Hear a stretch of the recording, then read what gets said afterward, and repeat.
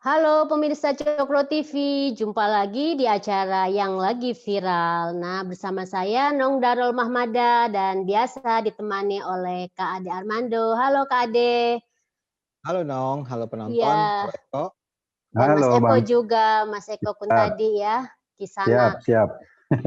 Oke, jadi sekarang ini masih rame terkait ghosting. Ya, jadi istilah ghosting tiba-tiba lagi rame dan hampir udah berapa ya, hampir seminggu kali soal ghosting ini jadi rame karena peristiwa ini sebenarnya masalah pribadi, yaitu Kaesang katanya mutusin Felicia pacarnya.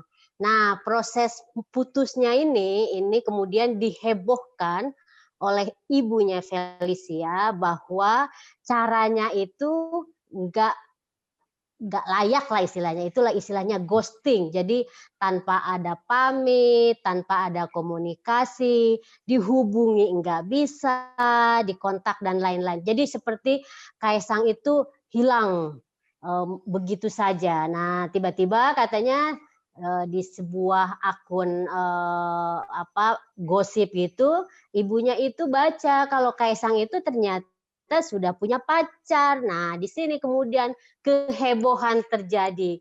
Nah, selama kemarin itu di media sosial saya perhatikan khususnya di Twitter jadi trending tuh kan nama Kaisang, nama Felicia dan istilah ghosting itu sendiri jadi wah. Biasanya kalau bahasa Indonesianya itu kita tuh cuma mengenalnya itu digantung loh istilahnya, bukan ghosting ya, tapi digantung. Makanya ada lagunya Melly Guslo tuh yang terkenal banget dulu tuh digantung gitu ya, karena itu nggak bisa dikontak. Jadi ya cowok kalau udah bosen ya gitu deh kayaknya gitu loh. Nah, kita mau ngobrolin ini nih Kak Ade, Mas Eko, ya sekali-kali Cokro TV ngomongin yang ringan-ringan lah ya soal ini. Meskipun ini sebenarnya bisa dibilang nggak ringan, karena dampak dari di ghosting nih Kak Ade, Mas Eko khususnya buat cewek atau siapapun yang ditinggal nih, cowok juga bisa gitu, itu memang secara psikologis dampaknya itu luar biasa loh Kak Ade, Mas Eko. Mungkin Kak Ade sama Mas Eko pernah kali ya Di ngalamin ghosting, diganting atau digantung digantung. atau di ghosting. Kan dampaknya gitu kayak Ya, aduh di hidup ini kayaknya ambiar gitu kan kalau istilah siapa namanya Mas Didi siapa yang Kempot. sobat jadi ya kempot. Didi Kempot itu ambiarnya luar biasa itu. Terus tiba-tiba kalau dalam kondisi di ghosting dan hilang harapan gitu memang enaknya dengerin lagu yang syahdu-syahdu sendu-sendu. Nah, oke. Kita akan ngomongin soal di ghosting ini dan apa yang rame kemarin soal Kaesang dan Kaesang sendiri kan udah kemarin video klarifikasinya juga udah rame ya, udah viral juga. Oke, Kak Ade, gimana nih nanggapi soal ini? Kak Ade timnya siapa? Kalau saya tim Felicia. Mas Eko Ya, timnya saya sih siapa? Saya wasit saya. saya tim pencari kebenaran. Oke, Ya. oke. Oke, Enggak, kita mulai aja. Gimana, Mas? saya harus bilang pencari kebenaran karena gini. Itu kan tuduhan di ghosting itu sebetulnya, ya. Itu adalah versi dari ibunya Felicia. Felicia sendiri nggak pernah ngomong apa-apa kan? Kita nggak pernah dengar Felicia ngomong apa. Tapi ibunya menuduh bahwa Kaisang mengghosting. Jadi kita harus fair juga ya. Ini versi Kaisang sendiri kesannya sih nggak gitu. Kalau dari video yang disebarkan oleh Kaisang, dia bilang enggak, dia udah ngomong kok, ya malah dia dimaki-maki katanya. Walaupun saya nggak tahu. Terus kelanjutannya kayak videonya keputus aja di situ. Jadi poin pertama adalah ghosting itu baru tuduhan. Kedua, kalau diputusin sakit ya sakit lah. Ya kita semua tahu lah itu sakitnya diputusin seperti apa. Tapi saya juga bikin tuh ada di Twitter saya bilang ke Felicia, nangisnya 3 hari aja kalau diputusin tuh. Ya sedih, tapi terus ya life goes on kan, kita harus move on. Nah, tapi yang terakhir adalah, yang saya mau komentari adalah, ini jadi serius, bukan hanya karena Kaisang itu anak presiden, tapi karena ini menunjukkan lagi-lagi betapa yang namanya media sosial, itu bisa menimbulkan problem baru dalam masyarakat kita. Ya. Dalam hal ini adalah sebetulnya pertanyaannya apakah ibunya Felicia ini pantas untuk menyiarkan itu secara publik. Ini bukan cuma soal privacy atau tidak, tapi kesan saya sih Gini, dalam ilmu sosial tuh ada yang namanya social action. Social action tuh artinya saya melakukan sesuatu dengan harapan ini akan menimbulkan respons atau reaksi atau akibat pada orang lain. Ketika itulah dia menjadi sosial ya. Nah sekarang kalau kita tanya, apa sih yang sebetulnya dituju oleh ibunya Felicia ini? Kesannya sih memang untuk menyerang Kaisang, untuk menjatuhkan reputasi Kaisang, dan kemudian bahkan dikait-kaitkan dengan ayah Kaisang yang adalah Presiden Jokowi. Ya, ini adalah sesuatu yang sangat problematik dalam dunia saat ini. Ya, pertama masalah privacy itu sendiri sebenarnya bukan sesuatu yang harus diumbar, disebarkan ke banyak orang. Kedua adalah karena memang jangan-jangan atau kita bisa simpulkan bahwa tujuannya memang tujuan yang harmful, tujuan yang merugikan orang, yaitu membuat si Kaisang namanya jadi buruk. Bahkan lebih dari itu, ibunya Felicia ini ngomong soal calon Kaisang yang baru kan, ya dialah karyawan lah, apalah macam-macam, dan terus ditambahkan lagi dengan para timnya, bukan timnya Felicia kali, timnya ibunya Felicia ya, beda sama Nong kan, Nong tim Felicia, ini timnya ibunya Felicia yang bilang ya masa Kaisang gantinya cuman kayak karyawati Indomart gitu kan. Nah itu kan pertama menghina karyawati Indomart jelas ya. Emang kenapa karyawati Indomart? Emang hina gitu ya. Tapi kedua kayak menyerang bahwa kamu tuh kelas yang kamu pilih itu cuma karyawan, sementara kami itu datang dari kelas yang elitis dan seterusnya. Nah ini menjadi problematik karena diungkapkan kepada publik, kebetulan terkait dengan orang-orang seperti Kaisang yang adalah anak presiden. Tapi buat saya ini bukan soal saya ngebelain Kaisang ya, tapi apa yang dilakukan oleh ibunya Felicia ini menurut saya sangat problematik, sangat bermasalah.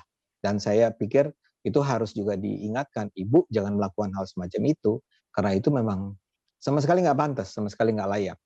Gitu, Nong.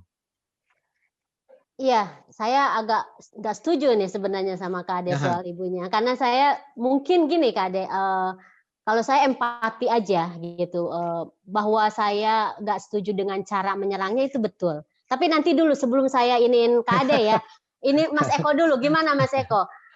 Ya, Terkait soal masalah ini, ya. Kalau postingan ini. saya sih ngelihatnya kalau dari informasi dari ibunya Felicia kan ghosting, Kaisang menghilang. Kalau informasi dari Kaisang sudah putus gitu loh. Ya. Masa sudah putus kontak terus kan lucu gitu. Itu ada istilahnya juga. Kalau iya. udah putus masih kontak terus tuh ada istilahnya juga. Iya. Nah ini Kaisang dianggap ghosting, mungkin yang mempermasalahkan ghosting jadi Ghostbuster gitu kan. Nah, perkiraan saya ngebayangin ya seorang anak presiden kalau nanti beneran jadi kemudian bermasalah rumah tangganya berantem nanti diumbar. Iya. Ini luar biasa ya kalau memang begitu cara penanganannya. Saya nggak tahu apa targetnya dari ibunya Felicia, tetapi pasti target untuk Kaisang balik lagi nggak mungkin karena makin takut dong. Iya. Gitu loh, orang jadi makin takut kan. Itu yang pertama. Yang kedua justru bukan makin takut sebenarnya, makin ilfeel. Makin ilfeel lah ya. Ya makin takut juga karena mungkin nanti kalau jadian dia sebagai anak presiden malah lebih gimana gitu, udah kayak Ayu Ting Ting kasus rumah tangganya kan gitu misalnya. Yang kedua saya pikir Felicia nggak usah khawatir gitu loh. Kan masih kalau soal-soal ghosting orang yang cewek ditinggal kan ada Aldi Taher yang siap menampung semuanya. Jadi nggak perlu khawatir soal itu. Masa dapat janji surga doang, janji. Jadi saya pikir ini masalah personal yang kemudian diangkat ke media sosial jadi terlalu rame, dan saya amat yakin kalau sudah kayak gini nggak ada penyelesaian. Segala hal personal yang diangkat ke media sosial mungkin ya tadinya masalahnya baru kecil-kecil saja, tapi kalau ada satu pihak ngangkat ke media sosial, pasti masalahnya gede dan penyelesaiannya pasti pisah. Itu pasti kayak gitu. Yeah. Tapi itu poin saya memang. Poin saya adalah mengangkat isu ini ke media sosial oleh ibunya Felicia itu tujuannya memang agar penyelesaiannya nggak kecil-kecilan. Dia ingin agar semua orang tahu dan semua orang barangkali marah. Ya tergantung, termasuk Nong nih di sini ya. Dan kemudian memaki-maki Kaisang dan seterusnya misalnya ya. Jadi memang tujuannya adalah ini sama aja dengan pertanyaan itu KLB Demokrat itu bisa rujuk nggak sih? Rekonsiliasi nggak sih? Kalau saya sih yakin nggak bisa. Memang udah sampai tahap mau berantem. Nah ini barangkali sebetulnya hubungan yang saya takutkan ini Nong ya. Sebenarnya hubungan Felicia dan Kaisang ini bisa baik-baik saja sekarang ini. Jadi walaupun sudah putus tapi bisa jadi teman dan seterusnya. Tapi dengan adanya serangan melalui media sosial dari ibunya Felicia ini, kelihatannya memang hubungan udah selesai sama sekali. Iya, iya. Iya, jadi kalau yang tadi saya mau teruskan ya, kenapa saya lebih empati terhadap ibunya Felicia gitu. Karena dalam bayangan kita nih sebagai publik, ini Kaisang ini kan sebagai figur public figure nih. Influence-nya itu pengaruhnya di media sosial khususnya itu sangat luar biasa. Coba aja perhatikan, dia nge-tweet cuma itu yang nge-retweet itu luar biasa, ribuan gitu kan. Terus di IG juga seperti itu. Jadi pengaruhnya itu sangat luar biasa, itu satu. Yang kedua, nah saya juga tidak setuju ya dengan cara ibunya yang mengumbar. Mungkin kalau saya memahaminya ya namanya juga ibu gitu kan. Dia ngebela, dia mungkin ngelihat kondisi anaknya yang terpuruk, yang sedih, yang depresi. Sementara si Kaisang misalnya dikontak nggak bisa, kan dia nggak punya cara nih. Gimana Kaisang nggak bisa dihubungi, lewat sahabatnya nggak bisa, mungkin lewat karyawannya di blok gitu kan. Nah akhirnya salah satu caranya sekarang itu apalagi kalau bukan media sosial. Semua punya media sosial ya akhirnya lewat IG story jadi heboh gitu kan. Nah mungkin caranya itu yang mungkin kurang baik lah, kurang ini. Tapi kalau saya memahami bahwa mungkin orang-orang kan beda-beda nih cara mengekspresikan gimana ngebela si anak gitu. Cuma ya itu fatalnya memang begitu seperti yang kata Kak Ade itu, yang mestinya jadi baik-baik akhirnya nggak baik-baik. Kalau saya sih Kak Ade nggak terlalu ngelihatnya ya, karena ngelihatnya ini kayak hubungan pribadi aja.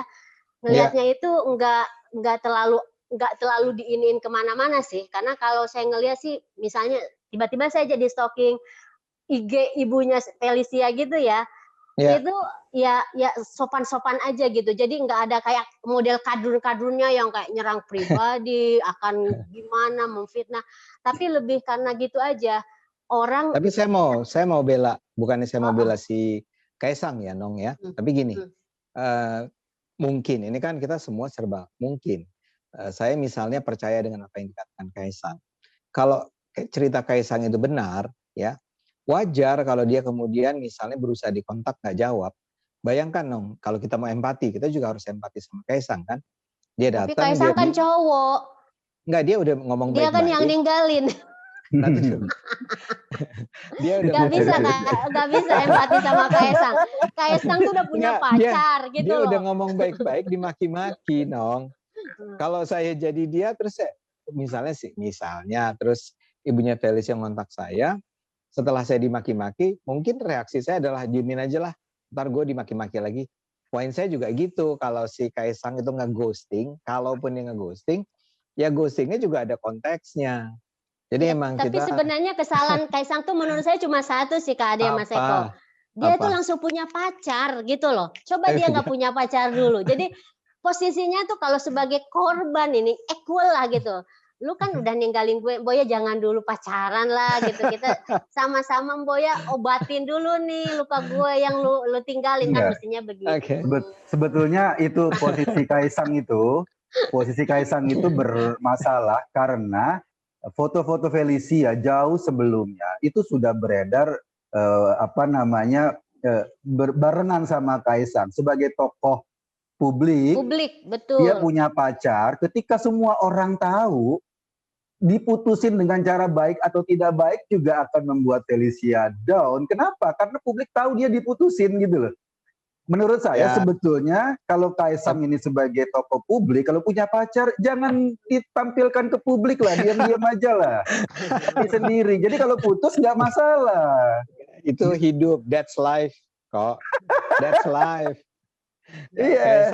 Kaisang justru bangga sama Felicia. Justru gini, kalau ngelihat kayak gitu ya rentetan perjalanan story-nya postingannya, ini Kaisang tuh kan memang sangat pamer terhadap pacarnya sama Felicia, ini mantan Felicia, bangga. Nah, itu membangun kepercayaan publik Kak Ade, termasuk saya nih misalnya, Iya. yang mengidealkan pasangan ini, ya kan? Ya. Jadi kemudian terpersepsinya itu sangat kuat, misalnya di timnya Felicia bahwa nggak mungkin lah Felicia itu ditinggal, nggak mungkin lah diputus gitu. Karena kan 5 tahun lama, ya Ya. itu. Makanya kalau kita yang nggak terima, maksudnya nggak punya prinsip nerimo gitu, memang kondisinya akan kecewa. Tapi jangan disalahkan juga orang yang kecewa, misalnya seperti tim Felicia itu jangan disalahkan Kak Ade. Iya, Gitu loh. iya. Enggak, yang saya protes adalah cara mereka menyerang. Bukan mereka bahkan, terutama ibunya Felicia. Tuh lihat Felicia aja diam-diam aja. Kali Felicia sekarang lagi senyum-senyum. Kita nggak tahu Iya. kan. Iya, Gue udah punya pacar baru, kita juga nggak tahu. Iya, Tapi kayak ya Nong, I feel you Nong. Karena kamu sesama. Iya. Sebetulnya kan peristiwa ghosting ini kan kalau apalagi dalam dunia politik kan bukan juga hal yang baru. Kalau di politik ya dulu Rizik dikejar sama Polda, ghosting ke Saudi gitu loh, nggak bisa dikontak. Harun Masiku dikejar KPK, ghosting sampai sekarang nggak jelas gitu. Jadi sebetulnya fenomenanya biasa. Cuma yang dihebohkan Kaisang, padahal nggak ada sangkut pautnya sama kehidupan publik. Rizik sama Harun Masiku ada sangkut pautannya sama kehidupan publik, tapi nggak pernah serame ini gitu loh. Iya, ini rame ya. Dan yang paling kesian juga Nong, Anda juga harus bersimpati sama pacar barunya si Kaisang. Dia kan nggak salah apa-apa, nggak punya. Sekarang disebut pelakor, disebut inilah merebut dari Felicia dan seterusnya. Kalau saya nggak percaya nggak salah apa-apa itu Kak Ade. Soalnya pasti ada kondisi sebelumnya itu yang dia punya kiprah di dalamnya. Jadi kalau saya sih dari soal itu udah susah ya. Sisterhood ini. Ini beda sama Nisa Saiban. Oh iya, sama. Jadi sama kayak Nisa Sabian. Oh iya, itu pasti kan ada orang beneran. Kecuali Kaisang dapatnya itu bukan di tempat yang dia sering ketemu gitu kan. Jadi maksudku itu loh. Jadi ada selalu orang ketiga itu sebelum-sebelumnya itu pasti ada sesuatunya lah, ada perannya gitu loh. Dan itu buat saya sesuatu. Saya rasa kita harus berhenti diskusi karena jelas ini judulnya host Cokro berbeda pendapat tentang Kaisang. Tapi mungkin kita mungkin soal itunya beda pendapat. Tapi pendapat kita mungkin sama soal bahwa jangan mengghosting siapapun lah. Maksudnya kalau misalnya harus diselesaikan, itu harus diselesaikan secara tanggung jawab. Dalam hal apapun, politik, sosial. Jadi ghosting itu kan sebenarnya dia lari dari tanggung jawab lah. Gitu kan, dia nggak bisa. Tapi dia belum tentu. Kaisang tuh belum tentu enggak. Aku nggak ngomongin soal Kaisang gitu loh. Ini yang tadi dibilang oleh Mas Eko gitu loh. Kalau kita misalnya ngomong soal politik, soal hubungan sosial dan lain-lain gitu loh Kak. Mungkin kita sepakat dalam soal itunya. Kita sepakat dan kita sepakat media sosial tuh bukan tempat untuk mengumbar masalah pribadi ya. Pribadi, ya. Gimana, Mas Eko? Setuju. Iya, masalah pribadi yang diumbar ke media sosial jadi masalah publik dan masalah pribadinya makin berantakan, itu pasti. Iya, betul. Setuju. Itu ya. Jadi pemirsa harus bijaklah dalam memposting di media sosial. Jadi urusan-urusan pribadi itu mungkin tolong di seleksi lah gitu ya. Iya. Gitu. Jadi mungkin pelajaran dari soal Kaisang dan Felicia punya versi masing-masing, tetapi kita bisa belajar soal moral dari jangan sampai kita mengghosting siapapun, kan ghost itu kan ngeri ya. Oke, itu aja. Terima kasih Kak Ade, Mas Eko. Kita jumpa lagi di program Villa berikutnya. Dadah semuanya. Thank you sehat. penonton semua. Bye.